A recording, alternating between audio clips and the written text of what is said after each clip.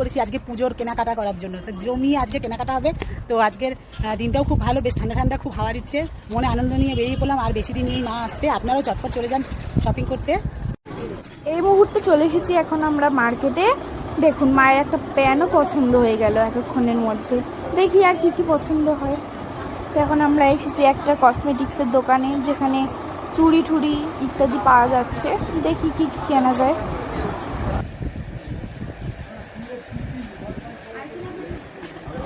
এখানে নানা রকমের কসমেটিক্স চুড়ি টুড়ি পাওয়া যাচ্ছে, দেখুন অনেক সব জিনিসপত্র, তার মধ্যে মায়ের চোখটাও ধাঁধিয়ে যাচ্ছে। আমরা আপাতত এই কয়েকটা জিনিসই দেখছিলাম, তার মধ্যে দিদিরা মাকে দেখালো কয়েকটা হার, তো মা তো থতমত খেয়ে গেছে এখন কোনটা কিনবে, দেখা যাক মা কোনটা কেনে। তো ফাইনালি আমরা কিনলাম একটা কানের আর একটা লিপস্টিক। দেখুন মায়ের এখনও হয়নি কেনাকাটা, আমি বসে বসে রয়েছি, আমি তো আর কিছু কিনছি না, ওই মায়ের জিনিসই পরবো আর কি। বন্ধুরা মা কত মনোযোগ সহ এই জিনিসটাকে দেখছে, যেটা মায়ের হাতে রয়েছে, ওই হারটা।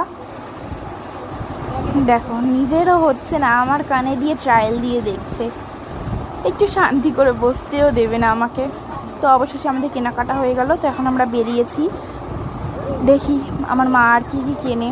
তার মধ্যে আমি এদিক ওদিক একটু ঘুরিয়ে দেখিয়ে দিচ্ছি আপনাদের, যে এখানে আর কি কি কালেকশান আছে, বাচ্চাদের জন্য অনেক জিনিস রয়েছে, দেখুন কত সুন্দর রঙিন জিনিস।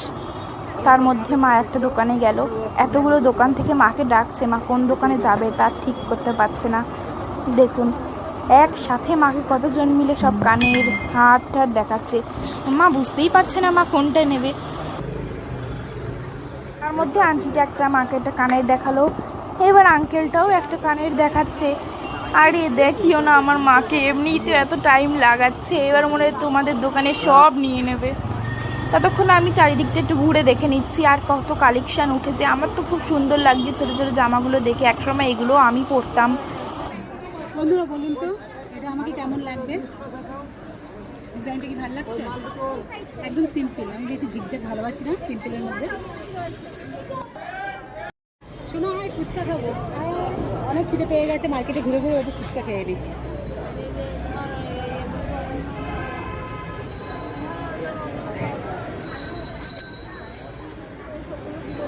মা বললো ফুচকা খাবে, আমি কি আর না করতে পারি? তো আবার ফুচকা বলে কথা, টেস্ট করে দেখাই যায়।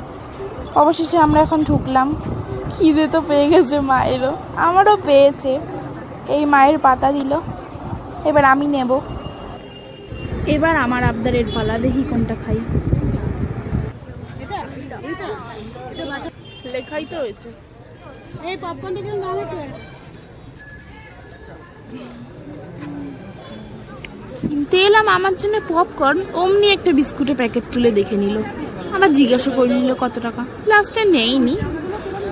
ইসরে কতগুলো চকলেট, কেউ যদি আমাকে গিফট করতো, তা না দিল 10 টাকার একটা পপকর্ন কিনে। চকলেটগুলো দেখে জিভে প্রচণ্ড পরিমাণে জল চলে আসছে। আবার চলে গেছে একটা দোকানে, কিছুক্ষণ বসি, তো অবশেষে আবার দেখুন আমরা যেতে যেতে মা আবার একটা দোকান দাঁড়িয়ে পড়েছে।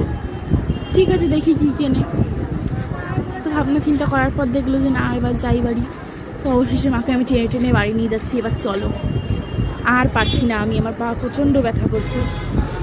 তো এখন আমরা বাসে উঠে গেছি বাড়ির দিকে যাওয়ার জন্য।